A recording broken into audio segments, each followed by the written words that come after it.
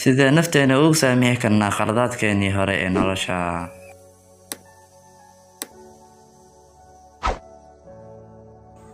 qof kasta waa uu khaldamaa oo qof dhammaystiran ma jiro, waxaase jira dad markasta khaladaadkoodii hore soo xasuusta oo caqabad dhanka nolosha ah ku noqdaan, naftooda ku canaanta had iyo jeer nafteeda weligay ma saamaxayo.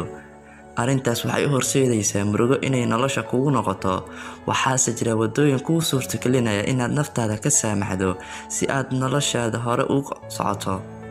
maadaama inaad khaladaadkaaga hore xasuusto murugo mooyaan aadna horumar marnaba ku gaarayn.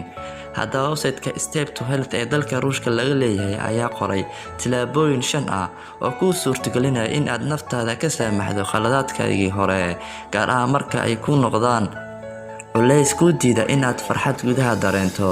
ma habboona inaad khaladaadkaadii hore ku noolaano oo saameyn toban ku yeesho xaaladdeena maanta.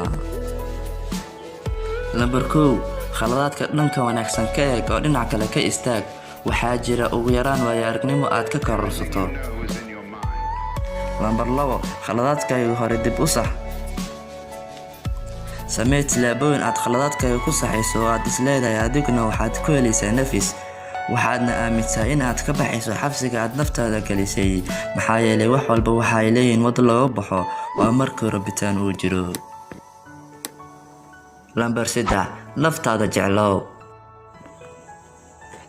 naftaada jeclow, ha ku ciqaabin arrimo xilli hore dhacay. waxaa hubaal ah qof kasta inuu yaqaan sida uu naftiisa ku canaanto, laakiin inteeni badani ma naqaano sida naftayna ku caafino. naftaada jeclow oo ogow nolosha aad nooshahay inaad istaahisho. Number 4, mustaqbalka ku fakar. hadduu qofku uu gadaal eego waxba kama faa'iidayo oo inuu hore u dhaqaaqo. suurtagal maaha si aad culayska wixii la soo dhaafay aad iskaga rogto. waa inaad qorshe samaysataa, hadaf nololeed yeelataa. arrimahaas waxay kugu caawinayaan in aad wixii hore ilowdo.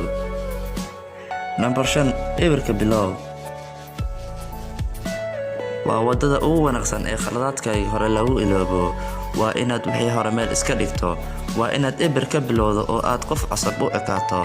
yaanay jirin waxaad ka cabsataa. wixii horena waa inay kugu noqdaan tijaabooyin iyo khibrad hore aad waayo-aragnimo ka kororsatay.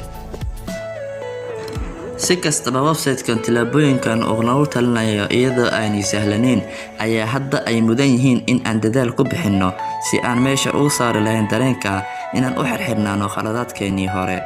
marka uu meesha ka baxo dareenkaasi, waxaad helaysaa nafis gudaha ah, waxaadna dib u eegaysaa dhaqankaagii, dib dambena uguma laabanaysid khaladaadkaagii hore.